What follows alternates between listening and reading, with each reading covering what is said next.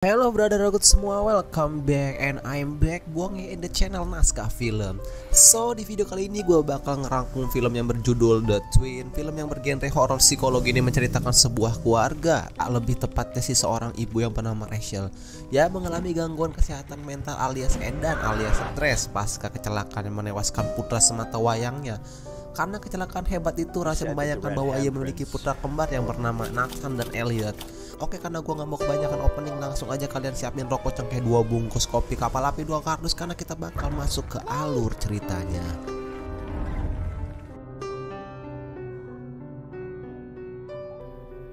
Don't ever run off like that again.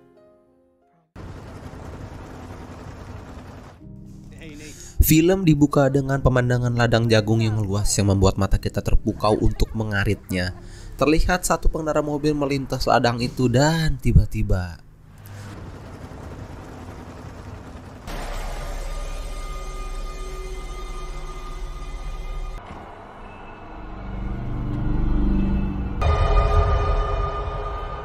dan inilah film The Twin.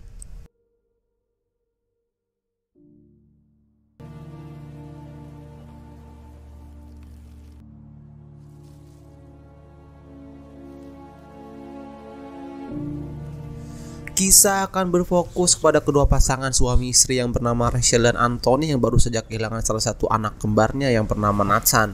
Ia memutuskan untuk memulai kehidupan baru di Finlandia bersama istrinya untuk melupakan semua kenangan tentang Nathan di kota lamanya ini. Just sign here. You're moving again?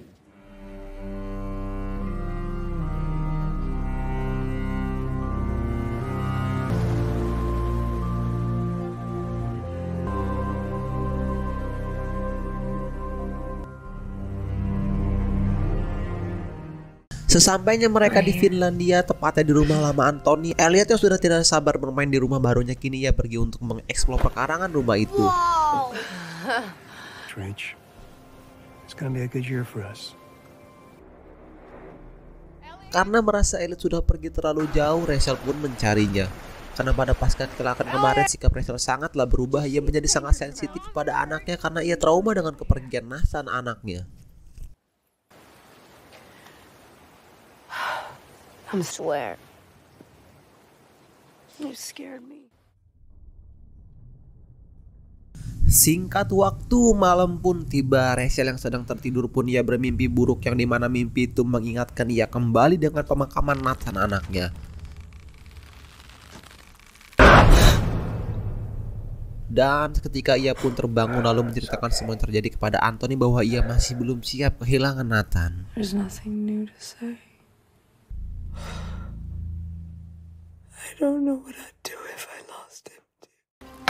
Pada keesokan harinya, karena tidak mau terus bermimpi buruk yang disebabkan karena kepergian Nathan saat kecelakaan, Rachel dan Anthony pun mengubur semua barang milik Nathan agar tidak terus teringat tentang kepergian Nathan.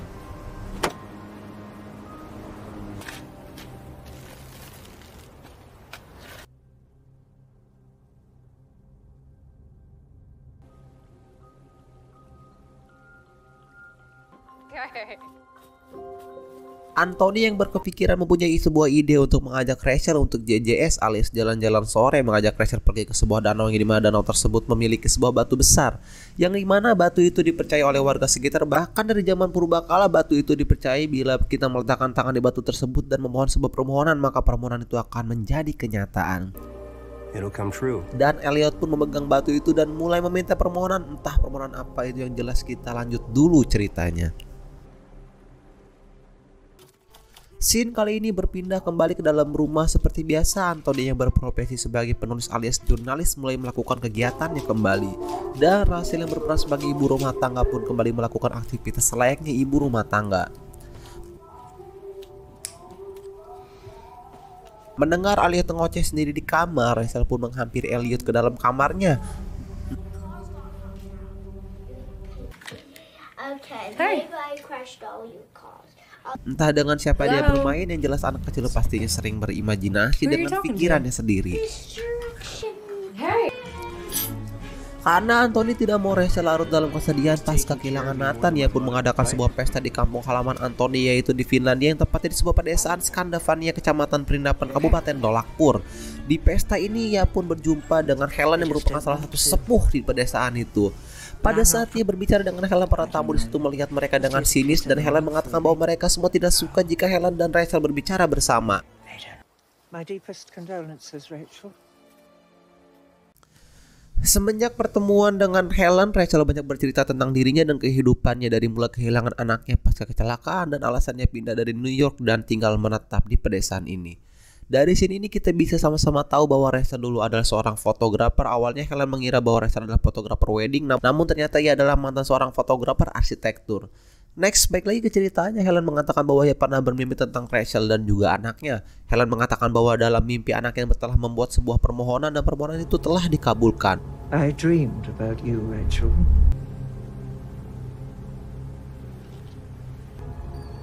He has made a wish. Dan seketika Anthony pun datang, cerita itu pun tak bisa dilanjutkan oleh Helen. Helen hanya menitipkan kartu nama milik dirinya kepada Rachel agar Rachel bisa menghubungi dia suatu saat nanti.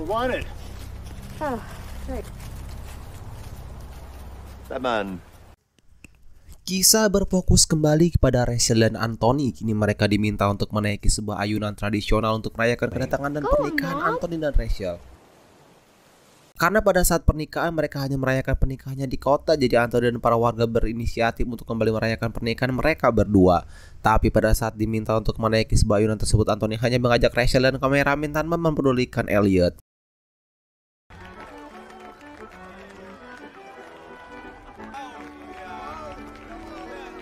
Going too high. Anthony, I don't like this. Pada saat menaiki ayunan itu, Elliot tiba-tiba menghilang yang membuat Rachel panik, lalu ia jatuh pingsan karena kepikiran kembali mengingat saat dirinya kecelakaan bersama Nathan. Elliot!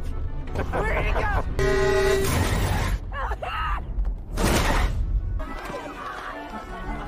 Rach?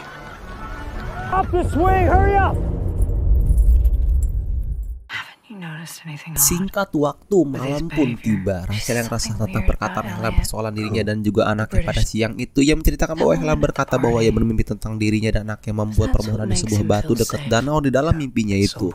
Tapi Anthony hanya menghiraukannya saja dan mengatakan bahwa Helen adalah wanita stres di desa itu.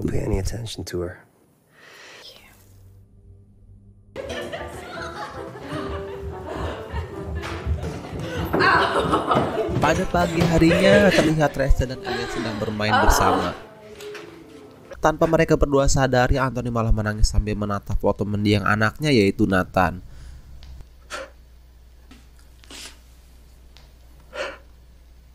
Cerita berfokus kembali kepada Rachel yang sedang menyiapkan makanan. Tiba-tiba Rachel dikejutkan dengan Elliot yang membuat sebuah gambar, yang mana gambar tersebut mengartikan kehancuran sebuah keluarga.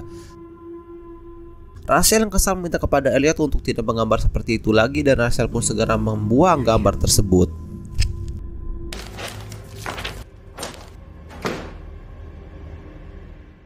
Saat malam pun kembali tiba, Rachel yang tertidur kini kembali bermimpi buruk. Di dalam mimpi itu ia diperlihatkan dengan apa yang dikatakan Helen kepada dirinya. Tak hanya itu, mimpi itu juga membawa Rachel kembali flashback dengan masa lalunya. Mimpi itu pun dibarengi dengan Elliot yang mengungkapkan kecewaan dirinya kepada Rachel.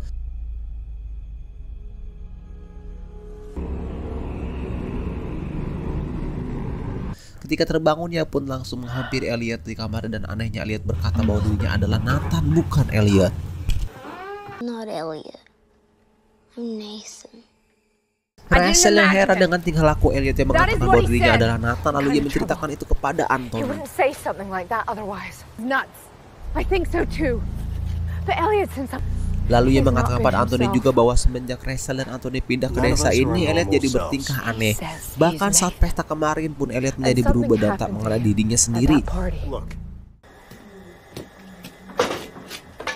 Karena merasa Elliot telah dihantui dengan kepergian Nathan, Rachel pun berniat untuk menyembunyikan barang-barang milik Nathan agar Elliot bisa mengenal dirinya kembali. Karena merasa tingkah laku Rachel sudah tidak masuk akal, Anthony pun membawa Rachel ke seorang dokter psikologi guna memeriksa kejiwaan Rachel yang ini sedang oleng. Dokter itu mengatakan bahwa Rachel mengalami trauma berat pada saat kecelakaan, yang dimana kecelakaan itu mengakibatkan saraf otak Rachel pindah ke paru-paru. Dokter itu juga mengatakan bahwa Elliot itu tidak ada, melainkan hanyalah sebuah cerminan emosi Rachel yang tercipta saat kehilangan Nathan. Tetapi Rachel tetap tidak terima dengan pernyataan itu dan mengatakan bahwa Elliot itu nyata dan dia adalah saudara kembar Nathan yang selamat dari kecelakaan itu.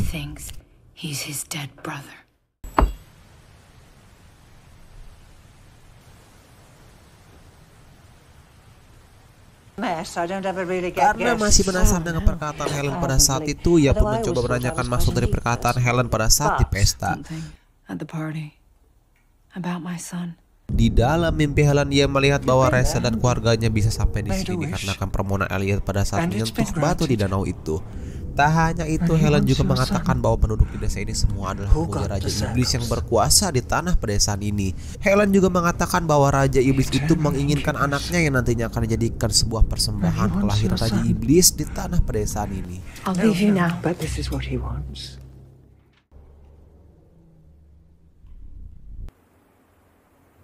It wasn't just a bad dream. Pada keesokan harinya, Rachel pun mendatangi Helen kembali untuk memastikan apa betul yang dikatakan Helen kepadanya. Karena pada saat kemarin Rachel sedikit agak tidak percaya dengan ucapan Helen. Lalu Helen menceritakan kembali bahwa kejadian yang menimpa Rachel saat ini pernah dialami oleh suaminya pada saat dia masih hidup. He tried to warn us. The first one. To really understand. Dan Helen juga mengatakan bahwa mimpi Rachel adalah bukan sekadar mimpi biasa, tapi sebuah peringatan bahwa Elliot akan dijadikan tubuh baru sekaligus persembahan untuk sang Raja Iblis. Dan Helen meminta Rachel untuk mempercayai perkataannya bahwa yang dikatakan dirinya adalah benar, bukan sekadar hoax. We'll get through this. Elliot won't end up like my husband.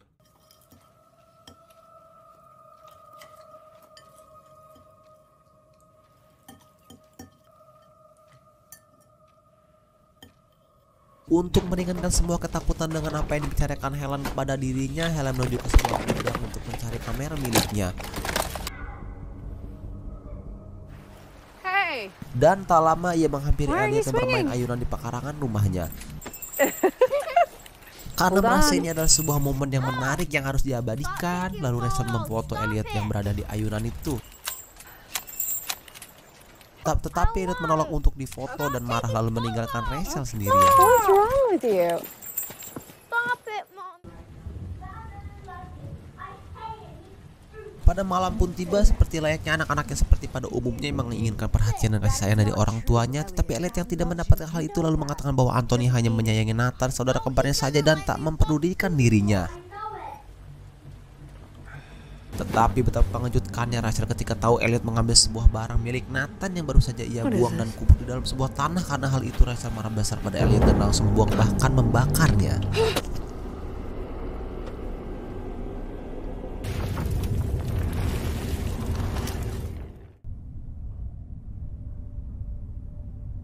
Ketika waktu tidur sudah tiba, tiba-tiba Rachel dibangunkan oleh Elliot dan mengatakan bahwa Nathan ingin bertemu dengan Rachel. Elliot. Nathan wants to see you.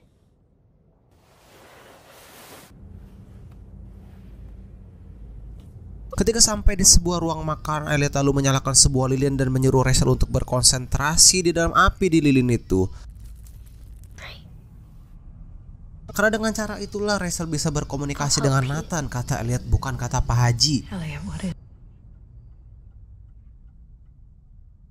Karena menurut Elliot hanya Nathan lah yang dapat melihat Rachel. Lalu Elliot menyuruh Rachel untuk mengambil sebuah cermin yang dimana cermin itu menurut Elliot akan muncul wajah Nathan walaupun dia sudah meninggal. Now, look at me. Ketika lilin itu dimatikan, tiba-tiba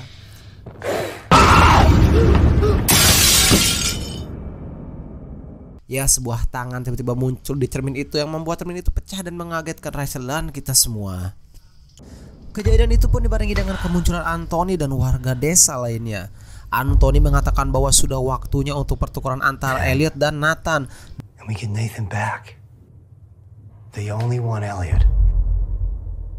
We give, and he exchange. Dan seketika itu pun Elliot yang tiba-tiba menghilang entah kemana. He's gone. Ketika Rachel mencoba pergi, seketika dirinya pun ditangkap oleh warga desa yang sudah berkumpul di rumahnya itu.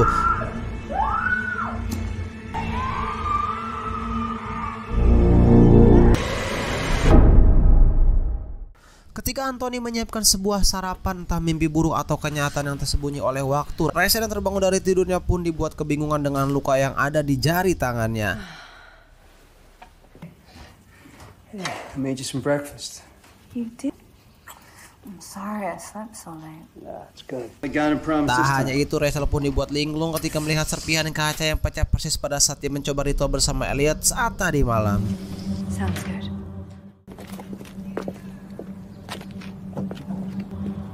Keanehan itu pun tidak berhenti sampai situ saja. Pada saat selesai berbelanja, Rachel pun menghampiri sebuah studio cetak foto untuk mengambil sebuah foto yang ia ambil ketika Elliot bermain ayunan di pekarangan rumahnya.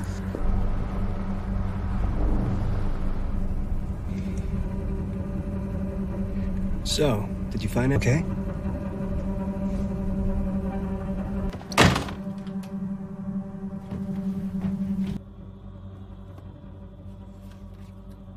Oh my Bang Messi, betapa mengejutkannya bahwa yang ia foto adalah sebuah ayunan kosong tanpa ada Elliot di dalam foto tersebut. Lantas siapa yang Rachel foto pada saat itu? Apakah sesosok juri? Karena merasa ada yang aneh, Rachel pun menghampiri Helen dan menceritakan apa yang terjadi pada foto itu dan mengatakan bahwa yang ia foto itu benar Elliot. You see it too, right? You can forge one. Helen hanya menjawab bahwa Raja Iblis itu pun sudah memberi isyarat bahwa Elliot sebentar lagi akan jadi milik Raja Iblis itu. Helen juga mengatakan bahwa Raja Iblis itu ingin Rachel menyerah di bawah kekuatannya. Take me to your son.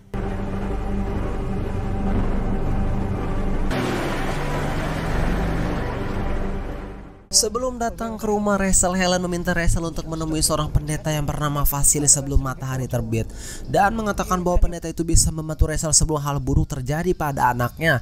Rachel mengatakan bahwa dalam mimpinya pun Anthony mengatakan tentang sebuah pertukaran. Pernyataan itu pun disambut balik oleh Helen yang mengatakan tentang kebangkitan Raja Iblis dan itu juga menjadi salah satu penyebab terbunuhnya Nathan saat kecelakaan. Intinya menurut keyakinan si Helen di film ini bahwa si Anthony ini bersekongkol dengan iblis untuk kepentingan pribadinya. Pada saat tiba di rumah, tanpa mengucapkan assalamualaikum, Rachel langsung membawa Helen untuk menemui Elliot. Helen, this is Elliot. Elliot, this is Helen. Tetapi entah kenapa tiba-tiba Helen mengatakan bahwa Rachel sakit jiwa, stres dan ODGJ apalah itu. Helen pun langsung pergi meninggalkan Rachel. You're sick. Dan betapa mengejutkannya ketika semua orang desa sudah berkumpul di dalam rumah Rachel. Anthony mengatakan bahwa mereka semua akan membantu, entah membantu apa yang jelas mereka langsung menangkap lalu membius Rachel hingga pingsan. Jose! Jose!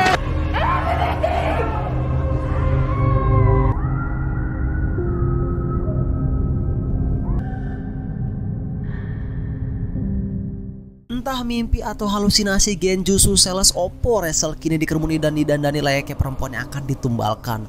Tak hanya Rachel, Elliot pun demikian, malah dirinya dimasukkan dalam peti telur. Salah maksudnya peti mati. Dan tak lama Anthony diberi sebilah pisau dari seseorang dan Anthony pun langsung mengkadek leher Elliot hingga berdarah.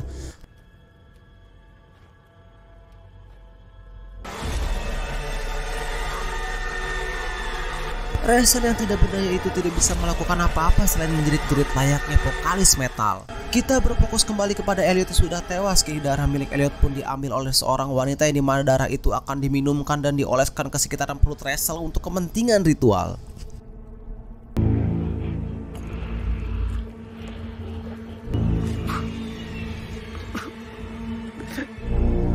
Selepas meminum darah Elliot, seketika perut Rachel pun tiba-tiba membesar seperti wanita yang sedang hamil. Dan tak lama pun mereka semua mencelupkan Rachel ke dalam danau.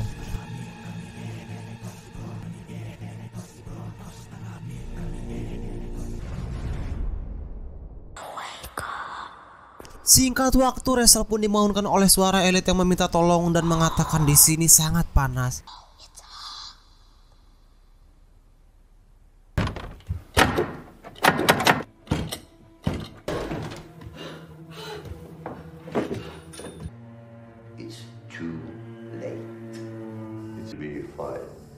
Karena tidak mau Elliot kenapa-napa, Rachel pun segera menghampiri Elliot yang berada di sebuah gudang. Tetapi sangat mengejutkan, terlihat Elliot ternyata dimasukkan ke dalam sebuah peti dengan posisi tangan terikat.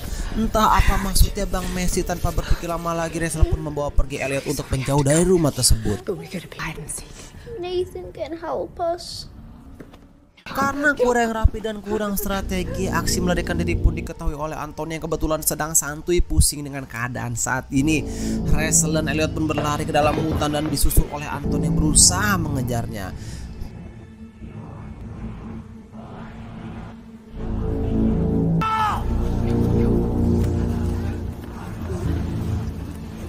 Ketika di tengah pelarian, tiba-tiba Elliot hilang dan membuat Rachel harus diam sejenak untuk menggerowokan memanggilnya. Tak hanya itu, Rachel pun dikejutkan dengan sejumlah warga desa yang sudah berpakaian rapi untuk menjadi sebuah ritual. Dan tiba-tiba ya, Anthony pun datang dan langsung mencekik Rachel untuk tidak kabur kemana-mana. Tetapi apesnya Rachel yang melihat sebuah kesempatan untuk melumpuhkan Anthony, kini ia mengambil sebuah batu kolar untuk digeprekkan ke tengkorak si Anthony. Dan benar saja, geprekan maut itu membuat Anthony harus melepaskan Rachel dari cekikannya. Tak hanya itu, Rachel pun hampir menggeprek kembali wajah si Anthony, dan untungnya tidak jadi, karena kalau jadi OTW tahlil sampai 7 hari. Dari sini ini terkuak semua tentang Elliot. Awalnya kita semua mengira bahwa Anthony adalah seseorang yang jahat, tetapi sebenarnya yang terjadi adalah ternyata Rachel mengalami gangguan mental illness atau mental disorder, yaitu adalah kondisi kesehatan yang mempengaruhi pemikiran, perasaan, perilaku, dan suasana hati. Bahasa kasarnya meraset, rada stres. Jadi aktivitas yang dilakukan bersama Elliot itu hanya sebuah imajinasi yang terlahir pasca kehilangan Nathan di dalam hidup Rachel.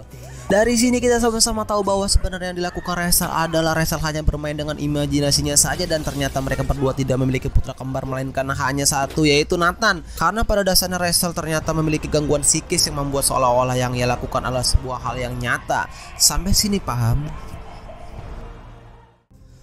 Tetapi Rachel yang tidak mau menerima pernyataan dari Anthony pun kembali lari untuk menyusul Elliot yang pergi. Elliot!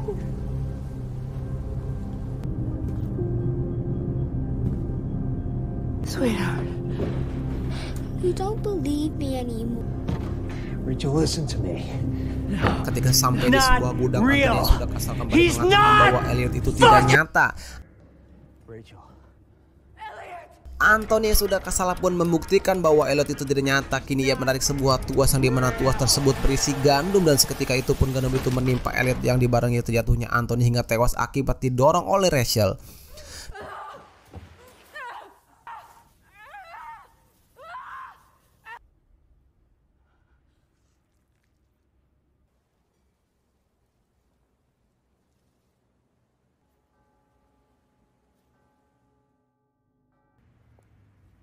Dan kini Rachel kehilangan Anthony dan Nathan akibat gangguan psikis yang dialaminya. Tak hanya itu saja, gangguan psikis yang dialami Rachel malah makin parah. Ia kembali berimajinasi bahwa Anthony, Elliot, Nathan berada di sampingnya. Oke, terima kasih yang udah ngikutin filmnya dari awal. Semoga kalian terhibur dengan alur ceritanya. Jika kalian terhibur, jangan lupa tinggalkan jejak berupa like, comment, and share. Dan jangan lupa juga tekan tombol subscribe-nya, karena satu subscribe dari kalian ada doping buat gue makin semangat ngerangkum film menarik lainnya. Dan jangan lupa juga nyalain lonceng notifikasinya biar kalian gak ketinggalan video terbaru dari channel ini. Oke, segitu aja. Gua Bonge, see you next time the video. Salam Naskah Film, bye-bye.